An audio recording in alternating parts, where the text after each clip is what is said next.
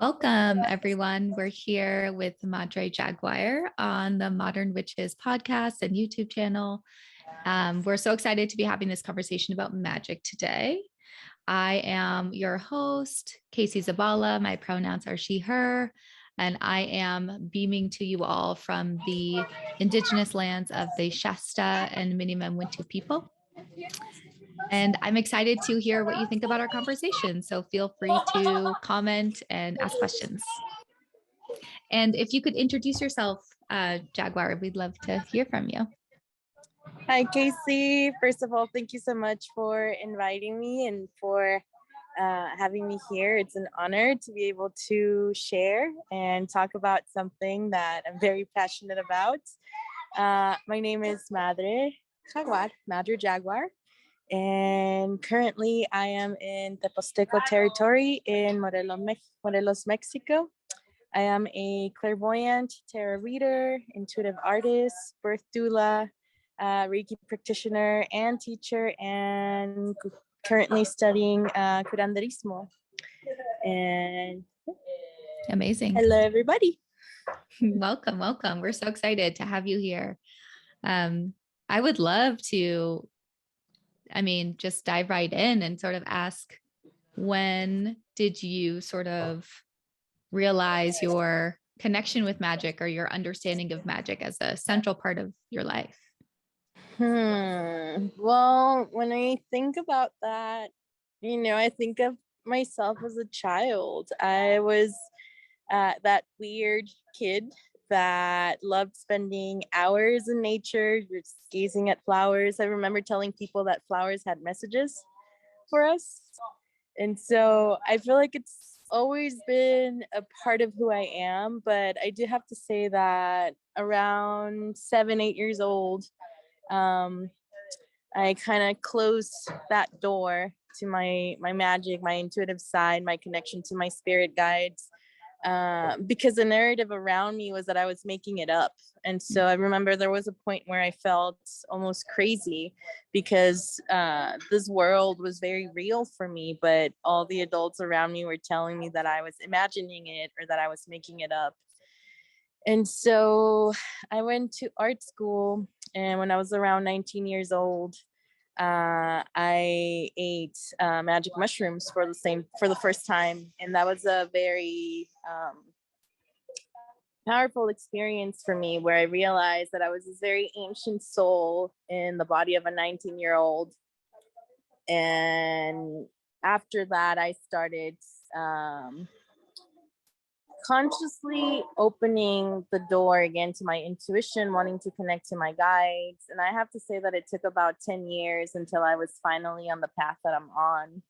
After a series of initiations and just things that happen in life that helped put me on this path. Mm-hmm. And now here I am. Firmly on the path. Yes, that resonates so much to me, that experience of having people tell you that your magical life, your magical experiences aren't real.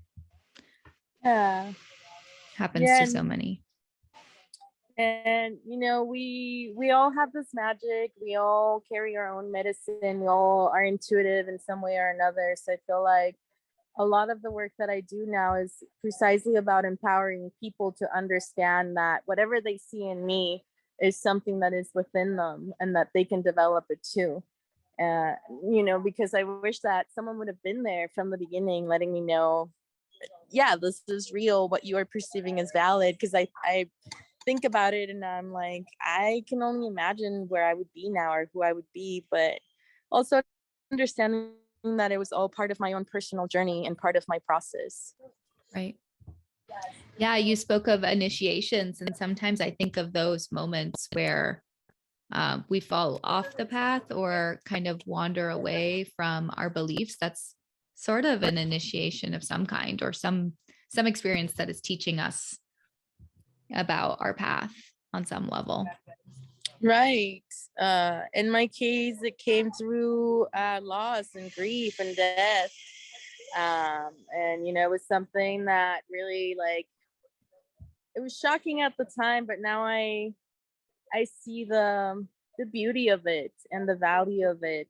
And I'm grateful for, you know, that term that is that we all know, that dark night of the soul. I had to go through it in order to find my own light. And I'm grateful for what it was. Now that I understand that it was an initiation into my path. And not to say that that's how we all have to be initiated. I feel like we're at a time and age now that we can be initiated through joy and through, just through being in alignment. Maybe not wait until those shocking moments happen for us to get on our path and for us to get it. Yes. I see like a dream of all these witches that are actually helping the younger ones kind of come into their magical selves rather than suppress it. Absolutely. Yeah. I see it with the, with the younger generations that are coming into the planet now, with the children that are here, how open and intuitive they are, how open they are to magic, how they have their own understanding of it. And us as adults, as elders, we're really just meant to create a container for them to explore. I love that.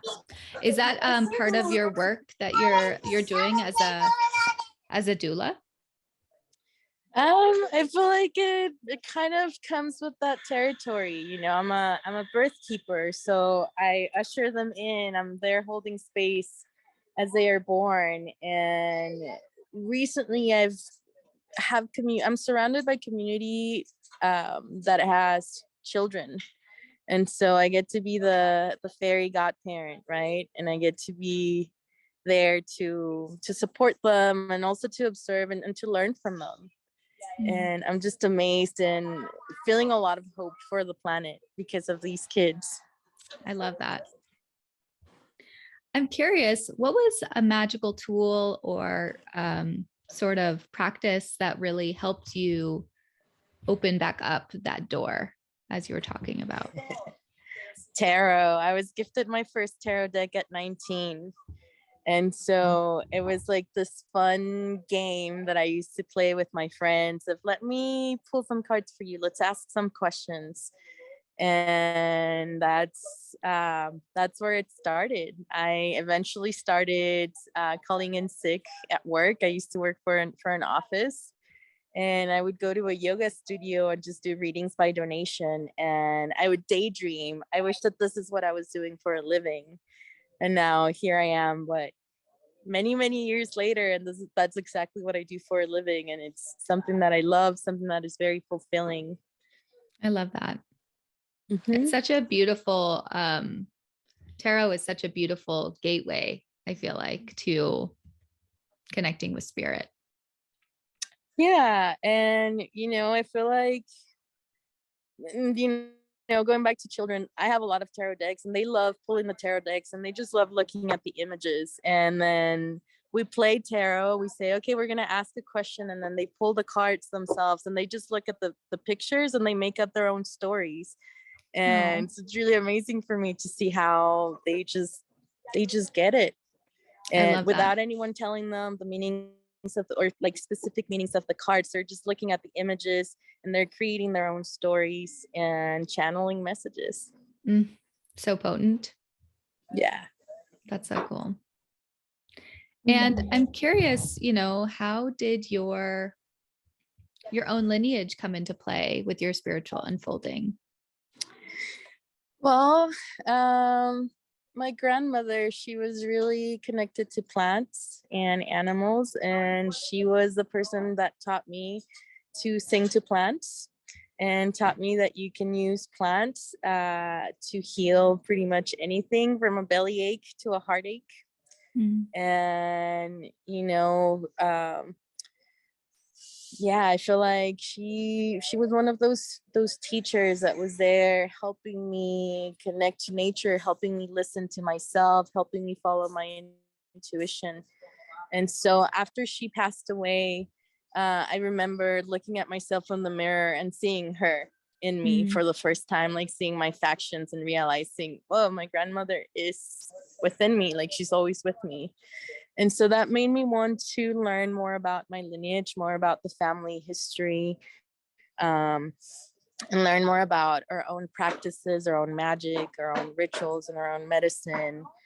And because I didn't have a lot of like physical people, like actual humans that could share with me, I started doing, I started meditating and connecting to my ancestors on the spirit world. And then they started sharing information that manifested in the physical world as me traveling and connecting with teachers that were sharing wisdom about my lineage. And the other thing too is that, so we're from El Salvador, my family and I, and there was a big civil war that lasted for about 20 years. And before that happened, in the early 1900s, there was a massacre where all of the indigenous people were pretty much wiped out. And so we lost a lot of our elders. And through my travels, I've been finding people on the road who are also like first generation Salvadorian immigrants, and who are now carriers of medicine. And I feel like we are this special generation that is trying to find that link and reconnect to the lineage so that we can continue sharing with future generations. And I feel like because there are not that many elders, a lot of the information that we're receiving is coming through just downloads from the spirit world. Wow. That's very special. Thank you for sharing that. Thank you for receiving. Yeah.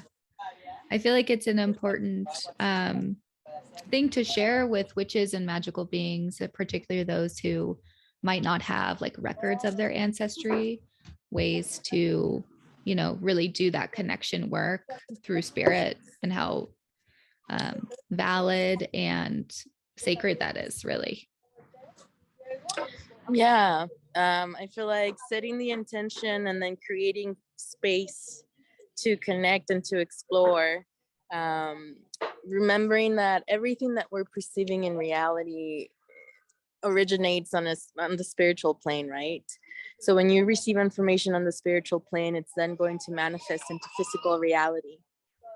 You might find a book that explains everything that you've been wondering about, or you might connect with someone that starts sharing about exactly what you asked about.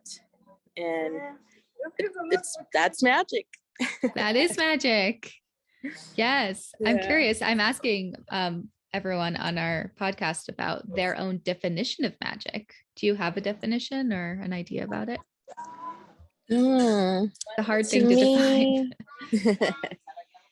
To me, magic is love, right? It's what makes up everything. It's what we are. It's what keeps us together. And I feel like it's having this consciousness that there is so much more than what we're just perceiving with the physical eye.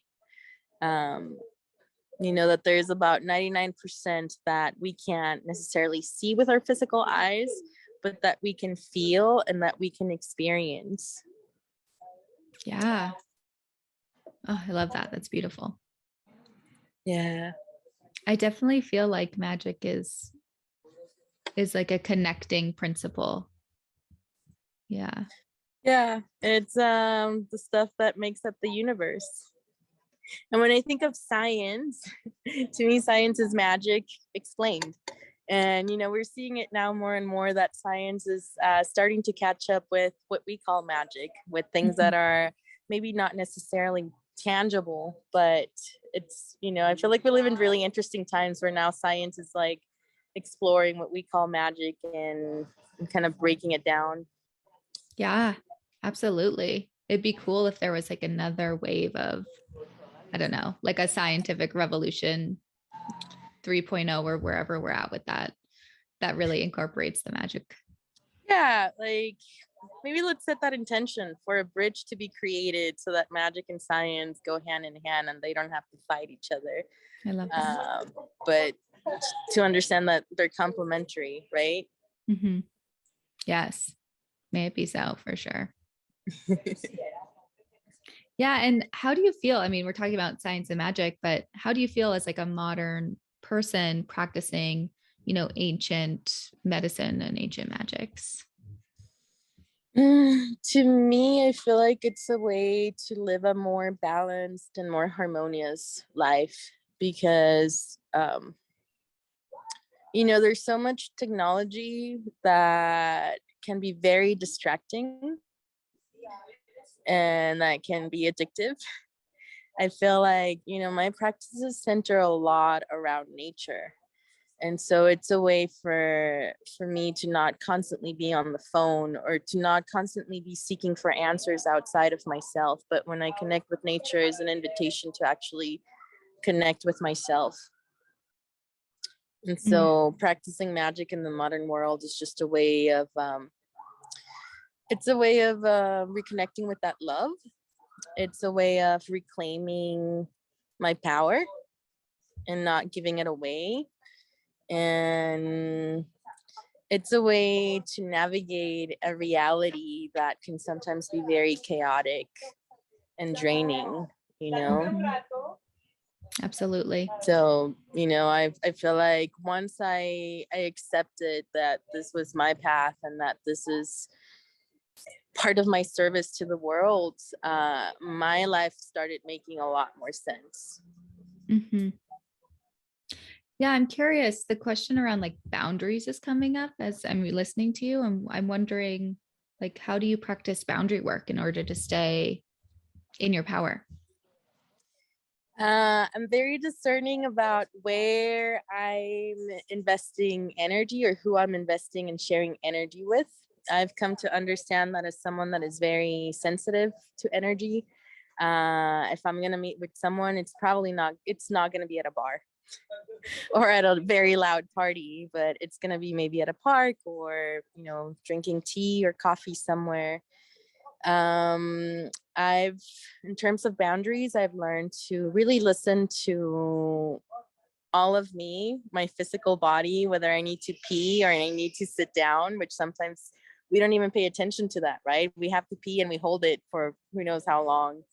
So really listening to the body and what it wants, and also paying attention to my emotions and what they're trying to tell me, because my emotions will tell me when something is in alignment and when something is not for me. And so I feel like in order to place boundaries, you have to really listen to yourself and understand what you need in order to communicate it and share it and embody it. Right. That's all such great advice. I feel like part of being like in this capitalist society, we're not taught to listen to a lot of those things. Yeah, and as a Latinx, the child of immigrants, the narrative for us is if you are not working, you're lazy. Mm. And so I've also had to deal with a lot of feelings of guilt around slowing down or taking time off. And it gets better the more that you practice. And I'm grateful that I've been doing that I've been working to undo those narratives of you have to constantly be producing or you have to constantly be doing something, because I have family members that have gotten sick and actually lost their lives just from like constantly going and going and going. So I feel like it's my responsibility to unbreak that pattern so that future generations don't are not wired that way, but that they understand that there has to be a balance. Uh, and again, tying it back to nature, you see that in nature, that nature is not constantly producing, but that she's also taking breaks. And that is what brings a sense of harmony overall. Yeah, absolutely. I feel like I've been thinking about that a lot with just this year, which has already felt so quick, like a very fast sense It's, of it, time. it's been a very long year already. Yeah. I saw someone that said some tweet somewhere. It's like, how has it been 14 years since 2019? Which I thought was really funny. Feels very real. Um, but yeah, this idea of just like resting feels so important too, to for magical beings, because I think there's magic there, right? There's like a whole different type of magic that we don't typically think about. When we think about like casting spells or whatever it might be.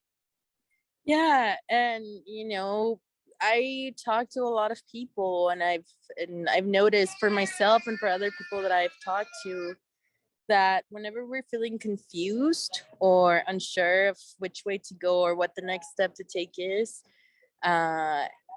we feel that pressure to, I have to know, I have to do, I have to move forward. But it's actually when you take that time to not do anything, to slow down, to be with yourself, that you receive the answers and the guidance as to what the next step is and which way to move forward to. So true.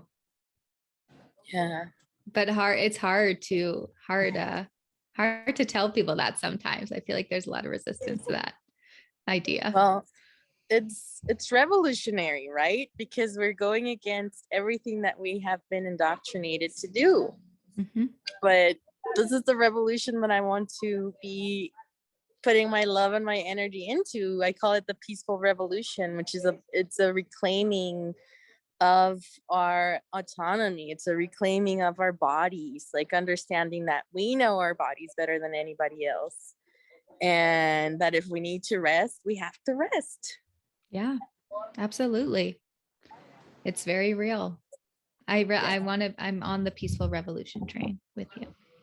Great. I'm curious, you do so many things. You have so many magical skills. Do you identify with the term witch? Like, is that something that you call yourself, or is there another term you use? Well, the meaning of the word witch is wise woman, right?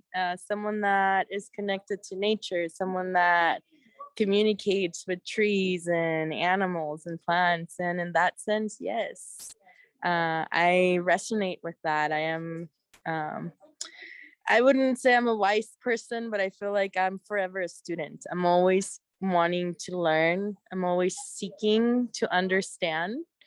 And I cultivate my relationship with all of these beings, with trees, with plants, with flowers, with animals.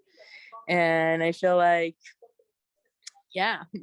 So in that sense, I do resonate with the word witch, or in this case, bruja, bruje. Awesome. Yes, that seems like a very wise thing to be a forever student. Yeah, there's so much to learn. I can't absorb everything in a lifetime, and so maybe that's why we keep coming back to it's. Absolutely, yes.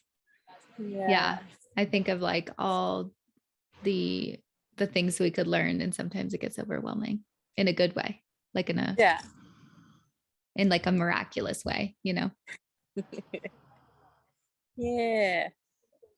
Well, is there anything that you would be willing to share for our audience, particularly someone who is maybe feeling a little bit lost on their path with magic?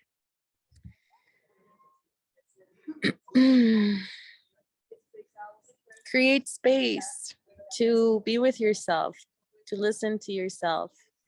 If you're feeling lost, get lost in nature and you'll find your way. If you need perspective, climb up a mountain and look at everything from the top of the mountain. And remember that you yourself are nature. We're not separate from her. We are cells within this living, breathing, self-healing organism. And so, we have that ability to create. We have that ability to also destroy what is not in alignment, what is not needed anymore. Connect to your own cycles and your own seasons. And that will help you understand that you will go through cycles of death where you need to grieve and release and be still. And it's okay, because there's this understanding that after that death cycle, there comes a rebirth cycle where you will have that energy to continue moving and creating.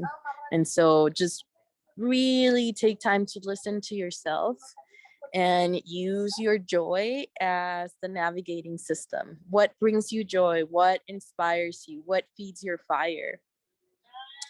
And you can also connect to the elements, remembering that your body is earth and it represents everything that has to do with the physical realm. So if you're struggling with things that have to do with the physical world, with job, career, money, housing, then maybe doing some practices that will help you connect to your body and to the earth.